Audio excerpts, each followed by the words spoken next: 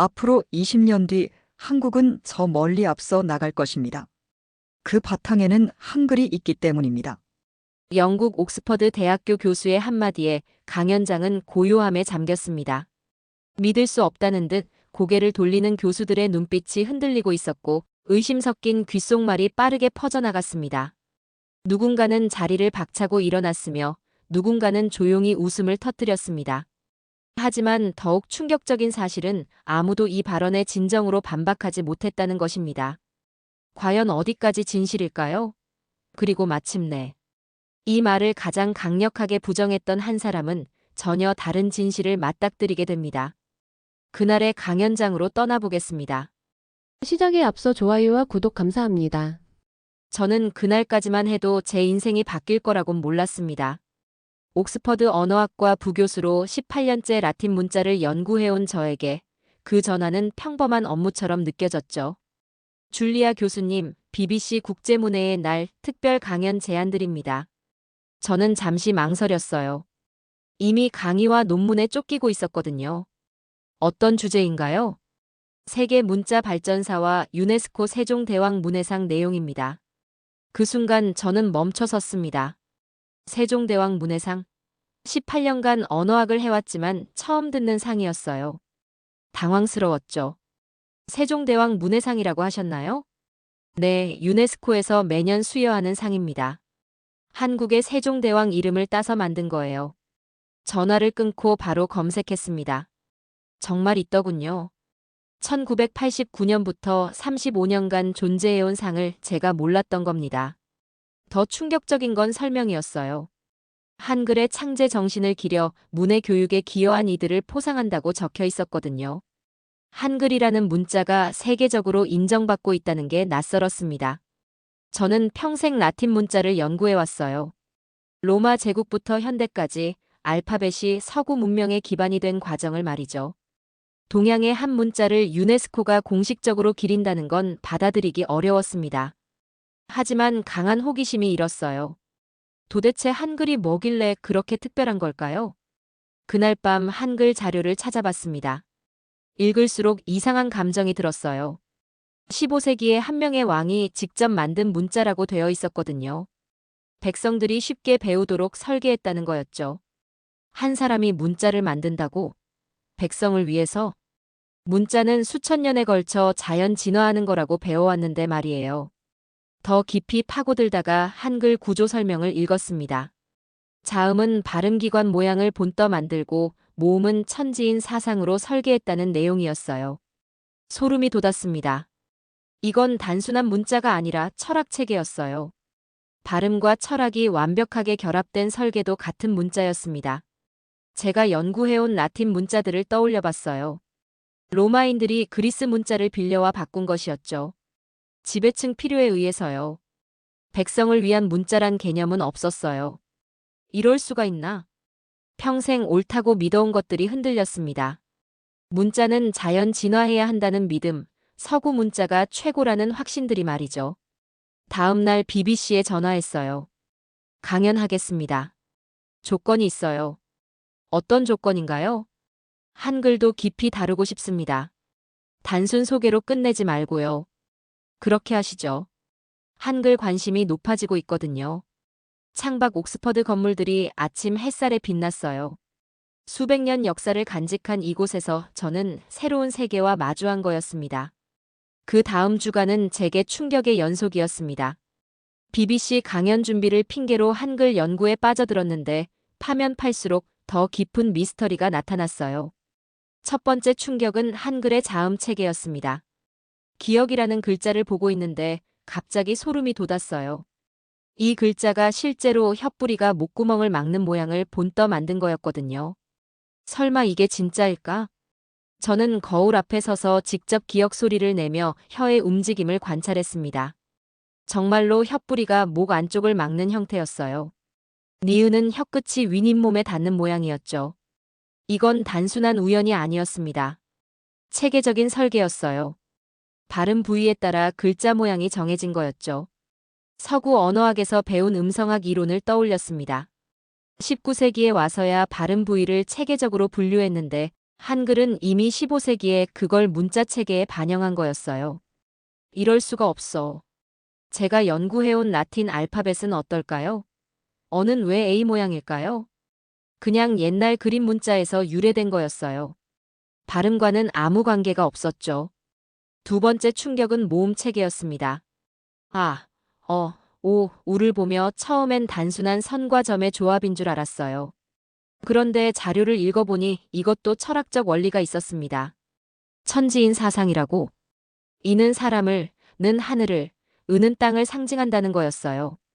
이 세 기본 요소를 조합해서 모든 모음을 만든다는 설명이었죠. 서구 문자에서 모음 체계가 이렇게 철학적 원리로 설계된 적이 있었나요? 없었어요. 그런데 한글은 달랐습니다. 우주관이 문자에 들어가 있었어요. 하늘과 땅과 사람이 조화를 이룬다는 철학이 글자 하나하나에 새겨져 있었죠. 세 번째 충격은 한글 창제의 목적이었습니다. 훈민정음 해례본을 찾아 읽어봤는데 세종대왕이 직접 쓴 말이 있었어요. 나라 말이 중국과 달라 한자로는 서로 통하지 않으니 어리석은 백성이 이루고자 할 바가 있어도 마침내 제 뜻을 능히 펴지 못하는 사람이 많다. 이 문장을 읽는 순간 저는 가슴이 뭉클했습니다. 왕이 백성을 위해 문자를 만든다고요? 로마 황제들은 라틴어로 제국을 다스렸지만 그건 지배를 위한 도구였어요. 이건 혁명이야. 저는 중얼거렸습니다. 문자를 민주화한 거였어요. 지배층만의 도구가 아니라 모든 사람의 도구로 만든 거였죠.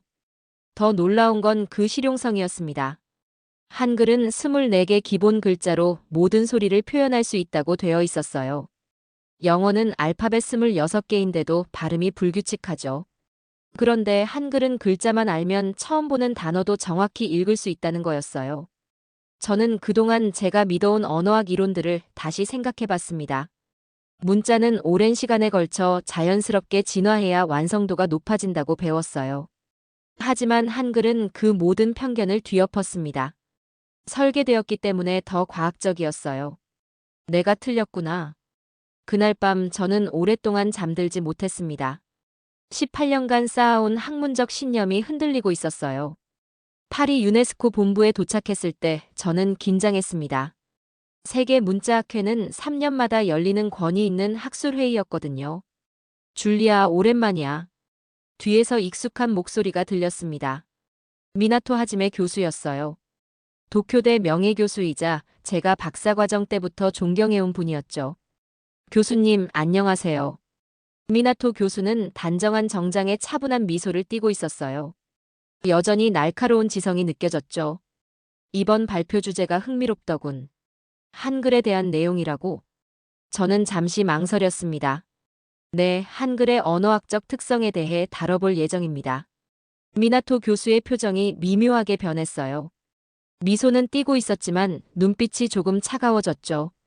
한글 말이야. 지역적으로는 의미가 있는 문자지. 하지만 세계 문자학회에서 다룰 만한 보편성이 있을까? 그 한마디에 저는 기분이 묘해졌습니다. 회의장에 들어서니 익숙한 얼굴들이 보였습니다. 옥스퍼드, 하버드, 소르본 대학의 교수들이었죠. 제 발표 순서가 되었습니다. 저는 깊게 숨을 들이쉬고 단상에 올랐어요. 한글의 과학적 구조와 민주적 철학에 대해 말씀드리겠습니다. 처음엔 별다른 반응이 없었어요. 한글의 발음기호적 특성을 설명할 때까지는 학술적 호기심 정도로 들어주더군요. 하지만 제가 한글은 설계된 문자이기 때문에 자연 진화한 문자보다 더 효율적일 수 있다고 말했을 때 분위기가 바뀌었습니다. 미나토 교수가 손을 들었어요. 질문이 있습니다. 설계된 문자가 자연 진화한 문자보다 우월하다고 주장하시는 건가요? 저는 잠시 멈췄습니다. 도전적인 톤이었거든요. 우월하다기보다는 다른 장점이 있다는 뜻입니다. 한글은 음성학적으로 매우 정교하게 설계되어 있어요. 하지만 문자의 가치는 단순한 기능성만으로 측정할 수 없지 않나요? 문명의 깊이, 역사적 축적, 문화적 다양성 같은 것들 말입니다. 몇몇 교수들이 고개를 끄덕였어요. 저는 뭔가 함정에 빠진 느낌이었죠. 물론 그런 요소들도 중요합니다. 하지만 한글 역시 500년의 역사를 가지고 있고요. 500년이요? 미나토 교수가 살짝 웃었습니다. 한자는 3000년, 라틴 문자는 2000년의 역사를 가지고 있어요. 더 중요한 건 이 문자들이 여러 문명권에서 보편성을 증명했다는 점입니다. 저는 목이 막혔습니다. 한글은 지역어 문자의 한 변형일 뿐입니다. 아무리 정교해도 세계 문자가 되기엔 문화적 기반이 부족해요. 그 순간 회의장이 조용해졌습니다. 미나토 교수의 말이 너무 단정적이었거든요. 저는 뭔가 말해야 한다고 생각했지만 입이 떨어지지 않았어요. 제가 존경해온 선배 학자가 한글을 그렇게 폄하하는 게 충격적이었죠. 줄리아 교수, 어떻게 생각하시나요? 미나토 교수가 다시 물었습니다. 모든 시선이 저에게 집중됐어요. 저는 심장이 빨리 뛰는 걸 느꼈습니다. 교수님 말씀에 일리가 있습니다. 저는 결국 그렇게 답했습니다. 하지만 그 말을 하는 순간 뭔가 잘못됐다는 느낌이 들었어요. 발표가 끝나고 저는 혼자 화장실에 갔습니다. 거울 속 제 모습을 보며 자책했어요. 왜 제대로 말하지 못했을까? 제가 며칠간 연구하며 느낀 한글의 혁신성을 왜 제대로 전달하지 못했을까요? 그날 밤 호텔방에서 저는 오랫동안 생각했습니다. 학회에서 일어난 일이 계속 머릿속을 맴돌았어요. 지역어 문자의 변형일 뿐.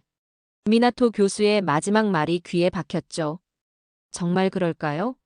아니면 우리가 그동안 문자를 평가하는 기준 자체가 잘못된 걸까요? 파리에서 돌아온 후 저는 한동안 우울했습니다. 미나토 교수의 말이 계속 머릿속을 맴돌았거든요. 하지만 그냥 포기할 순 없었어요. AI한테 물어보자. 저는 새로운 접근법을 생각해냈습니다. 객관적인 데이터로 한글의 효율성을 검증해보자는 거였어요. 며칠간 실험을 설계했습니다. 같은 텍스트를 라틴 문자, 한글, 일본어로 입력해서 AI가 어떤 문자를 더 정확하게 인식하는지 테스트했죠. 결과는 놀라웠습니다. 한글의 정확도가 라틴 문자보다 15% 높았어요. 특히 발음 예측에서는 거의 완벽에 가까웠죠. 이럴 수가 있나? 저는 데이터를 여러 번 확인했습니다. AI도 한글을 더 배우기 쉬운 문자로 인식하고 있었던 거예요. 그때 이메일 한 통이 도착했습니다. 발신자는 유진이라는 이름이었어요. 안녕하세요, 줄리아 교수님. 저는 서울에서 외국인들에게 한국어를 가르치는 유진입니다. 한국인 언어교사였네요. 저는 바로 답장을 보냈습니다. 그날부터 저희는 매일 이메일을 주고받았습니다. 유진은 현장에서 직접 한글을 가르치는 경험을 들려줬어요. 교수님, 정말 신기한 게 있어요. 아랍어권 학생들도 한글은 하루 만에 읽을 수 있게 돼요. 그런데 영어는 몇 달 걸리거든요.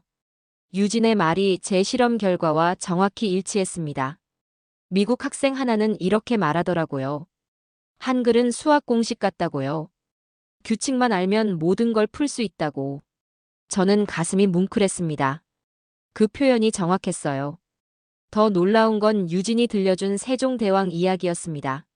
세종대왕이 한글을 만들 때 신하들이 모두 반대했대요. 백성들이 글을 알면 나라가 어지러워진다고요. 그런데 세종대왕은 이렇게 말했다고 해요. 백성이 똑똑해야 나라가 강해진다고. 이 말을 듣는 순간 저는 소름이 돋았어요. 15세기에 그런 생각을 가진 왕이 있었다고요? 유진 씨, 그 이야기가 정말인가요? 네, 조선왕조실록에 다 기록되어 있어요. 저는 그날 밤 조선왕조실록 번역본을 찾아 읽었습니다. 정말로 세종이 신하들의 반대를 무릅쓰고 한글을 만든 기록이 있더군요. 특히 한 대목이 인상적이었어요. 나라의 근본은 백성이다. 백성이 자신의 뜻을 제대로 표현할 수 있어야 나라가 바로 선다. 이건 단순한 문자 창제가 아니었습니다. 교육 민주화 혁명이었어요. 유진과의 대화가 계속되면서 저는 한글의 또 다른 면을 발견했습니다. 교수님, 한글에는 감정이 들어가 있어요.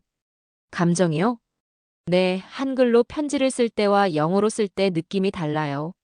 한글이 더 따뜻하고 정감 있게 느껴진다고 외국 학생들이 그러더라고요. 저는 그 말을 듣고 깊이 생각해 봤습니다.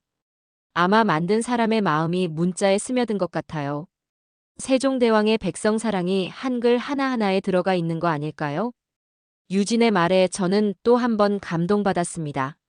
한글은 단순한 정보 전달 도구가 아니라 사람과 사람을 연결하는 다리였던 거예요.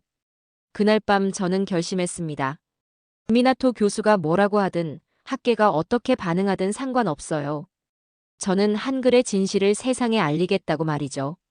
3개월 후 런던 국제 언어학 컨퍼런스에 섰습니다. 제 발표 제목은 설계된 혁명 한글의 새로운 패러다임이었어요. 미나토 교수도 왔더군요. 파리 이후 처음 만나는 거였습니다. 또 한글 이야기인가? 미나토 교수가 씁쓸한 미소를 지었어요. 이번엔 구체적 증거를 가져왔습니다. 발표가 시작됐어요. AI 실험 결과부터 보여줬습니다. 한글의 문자 인식률이 라틴 문자보다 15% 높았어요. 더 체계적이고 논리적 구조를 가진 증거죠. 청중들이 웅성거렸습니다. 더 중요한 건 이겁니다. 유진이 보내준 학습자 증언 영상을 틀었어요. 한글은 하루 만에 배울 수 있어요. 정말 신기해요. 독일 학생이었습니다. 아랍어는 평생 배워도 어려운데 한글은 일주일이면 충분해요. 이집트 학생이었죠. 미나토 교수가 손을 들었어요. 학습 용이성만으로 문자 가치를 평가할 순 없죠. 역사적 깊이, 문화적 다양성이 더 중요합니다. 그 순간이었어요. 더 이상 물러설 수 없다고 생각했습니다. 교수님, 문자의 목적이 무엇이라고 생각하세요? 의사소통이죠. 하지만 문명 전승, 문화 보존도. 맞습니다. 그런데 의사소통을 위해선 더 많은 사람이 쉽게 배워야 하지 않을까요? 미나토 교수가 잠시 멈췄어요. 교수님이 말씀하신 진화된 문자를 다시 생각해 보겠습니다. 심호흡하고 계속했어요. 라틴 문자는 2000년 자연 진화했습니다. 결과가 뭔가요? 나이트를 처음 보는 사람이 어떻게 발음해요? K는 왜 묵음일까요? 청중들이 고개를 끄덕였어요. 이건 진화가 아니라 퇴화입니다.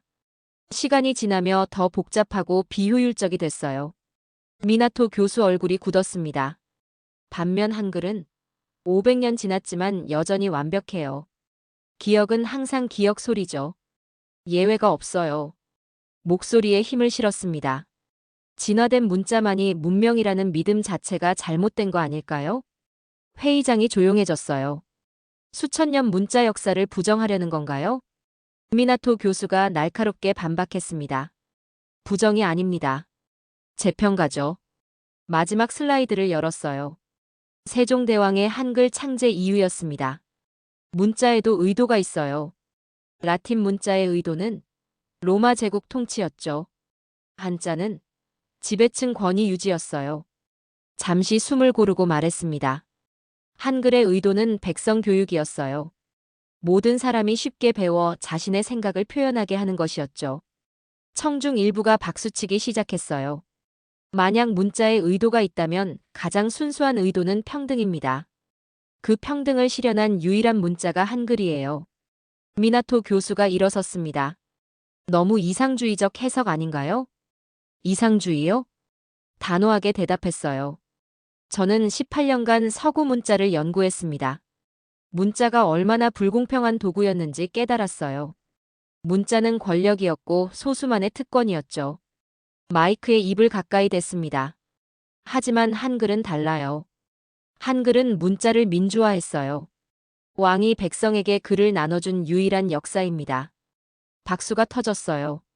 미나토 교수는 말없이 앉았습니다. 그날 선언했습니다. 문자 연구에서 가장 중요한 건 권위가 아니라 진실이라고. 런던 발표 이후 제 인생이 완전히 바뀌었습니다.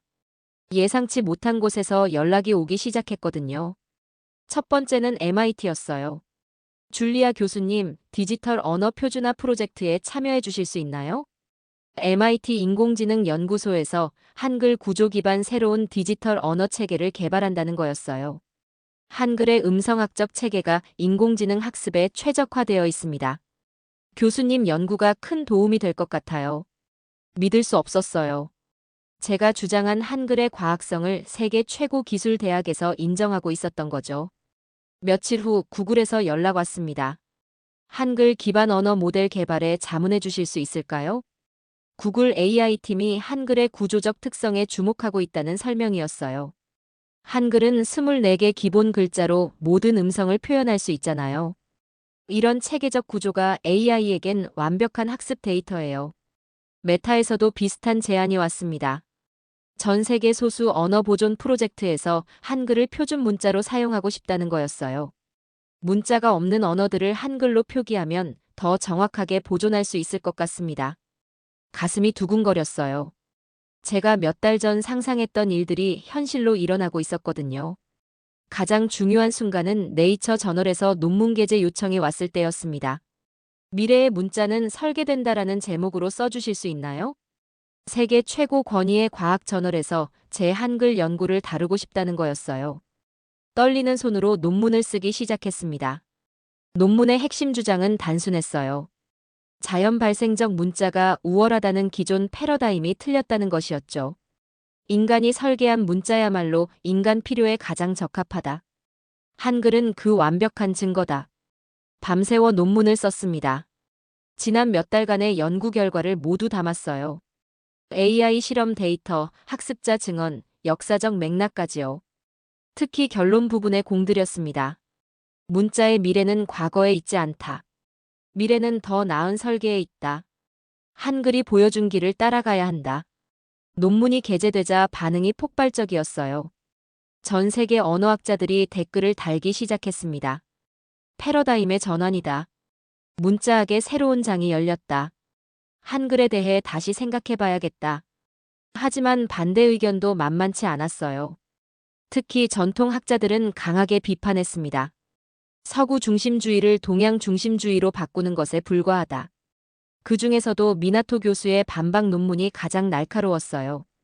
줄리아 브라운의 주장은 감정적 편향에 불과하다. 학술적 객관성을 잃었다. 그 글을 읽고 슬펐습니다. 존경했던 선배가 제 연구를 그렇게 평가한다니요. 하지만 포기할 순 없었어요. 진실은 진실이었거든요. 얼마 후 BBC에서 다시 연락이 왔습니다. 교수님, 특별 다큐멘터리를 만들어 보면 어떨까요? 한글이 세계 문자 표준이 되어가는 과정을 담는 거예요. 흔쾌히 수락했습니다. 이제 더 많은 사람에게 한글의 진실을 알릴 때였어요. 그날 밤 유진에게 이메일을 보냈습니다. 유진 씨, 우리가 해냈어요. 한글이 세계의 주목을 받고 있어요. 유진의 답장은 간단했습니다. 교수님, 이제 시작이에요. 정말 중요한 건 앞으로 어떻게 할지거든요. 맞는 말이었어요. 한글의 과학성을 증명한 것은 첫 단계일 뿐이었습니다. 드디어 서울에 왔습니다. BBC 다큐멘터리 촬영을 핑계로 한국을 방문한 거였어요. 사실 가장 큰 이유는 유진을 만나는 것이었죠. 인천공항에 내리는 순간 가슴이 떨렸습니다. 한글이 태어난 땅에 서 있다는 게 믿어지지 않았어요. 줄리아 교수님. 출구에서 유진이 손을 흔들고 있었습니다. 이메일로만 주고받던 사람을 처음 만나는 거였어요. 그날부터 일주일간 함께 다녔습니다. 세종대왕 동상 앞에서 국립한글박물관에서 한글의 역사를 따라 걸었어요. 특히 인상적이었던 건 한글 학교 방문이었습니다. 교수님, 여기 보세요. 유진이 교실 벽을 가리켰어요. 세계 각국 아이들이 한글로 쓴 편지들이 붙어 있었어요. 케냐에서 온 아벤데예요. 한글로 스와힐리어를 배우고 있어요. 정말 신기했습니다. 아프리카 아이가 한글로 자기 언어를 적고 있다니요. 찌아찌아족 아이들도 있어요. 그 편지들을 하나하나 읽어봤습니다. 한글은 우리 언어를 살려줬어요. 고마워요. 찌아찌아족 아이가 쓴 편지였습니다. 그 순간 제 눈에 눈물이 맺혔어요. 유진 씨, 이게 진짜 한글의 힘이네요.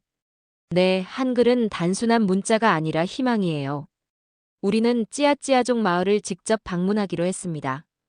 BBC 촬영팀도 함께했어요. 인도네시아 술라웨시 섬 바우바우시. 작은 어촌 마을이었습니다. 안녕하세요.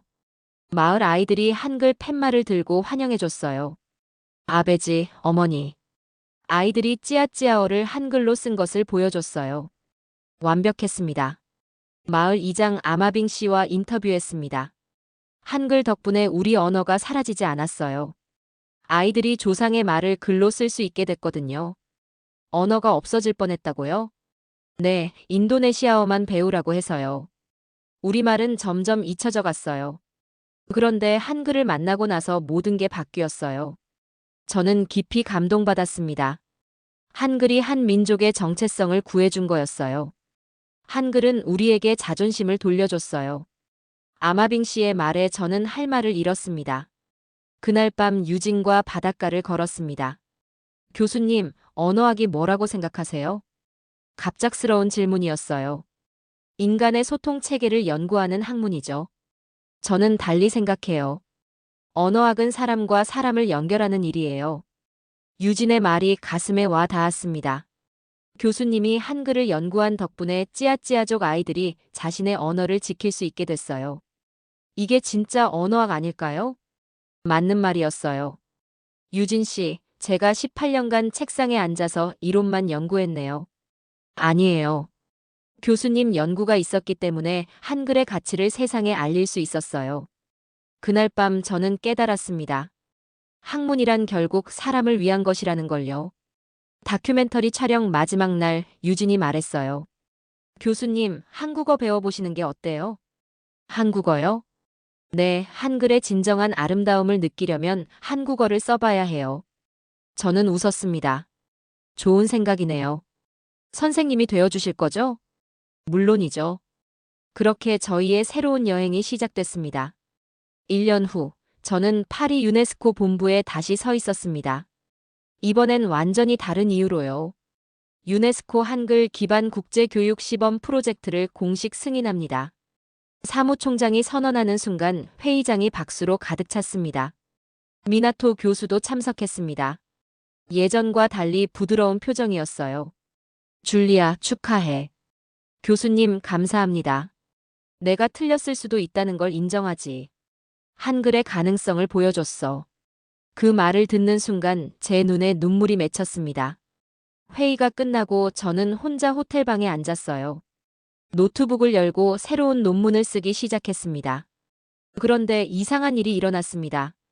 영어로 쓰려던 제가 한글로 서문을 쓰고 있었던 거예요. 한글은 한국의 것이 아니다.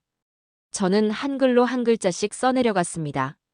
유진에게 배운 한국어가 어설프지만 마음에 와 닿았어요. 한글은 인류가 꿈꿔온 완벽한 소통의 도구다.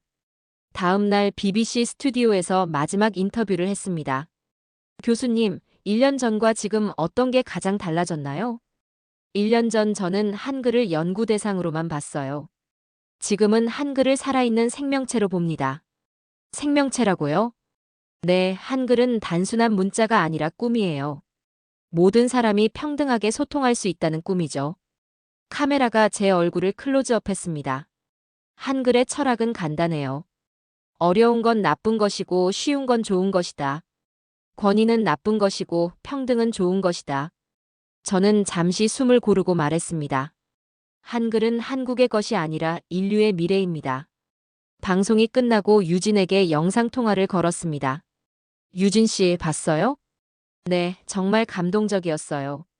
교수님이 한글로 마음을 표현하는 모습이 아름다웠어요. 유진 씨 덕분이에요. 아니에요. 교수님이 이미 마음으로 한글을 알고 계셨어요. 그날 밤 저는 오랫동안 생각했습니다.